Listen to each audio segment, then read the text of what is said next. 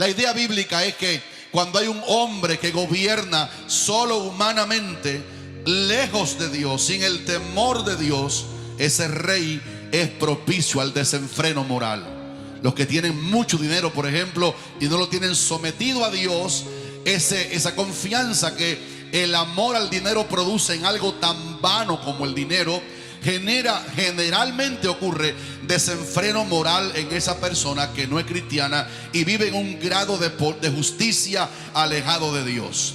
Tenemos que sujetarnos a las autoridades cuando las autoridades legislan conforme a Dios, pero cuando las autoridades se hacen alienados de Dios y viven lejos del Señor, tenemos que denunciar su pecado. Por eso, cuando ustedes leen en Romanos que toda persona se sujete a las autoridades superiores, no crean que tiene que ver con cuando el líder del país vive lejos de Dios y aprueba el aborto, con la tremenda hipocresía con que lo hacen.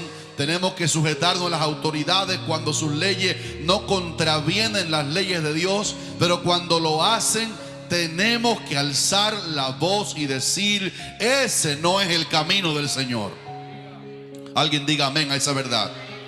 Número 2, los hombres de Dios confrontan con reprensión a los pecadores impenitentes. Hice énfasis en la palabra con reprensión. No quiere decir que van a ver a Herodes para decirle: bueno, no está correcto, tú debieras, si puedes ayudarte a ti mismo, cambiar. Este hombre, Juan el Bautista, un hombre que confrontó con santidad propia del Señor en él a este rey pagano, dice la Biblia que lo confrontó con reprensión, a tal manera que la Biblia dice textualmente que Herodes, siendo reprendido por Juan, hay un valor que Dios le da al que conoce de verdad al Señor para confrontar con reprensión a personas peligrosas que pudieron hacernos daños en la vida física.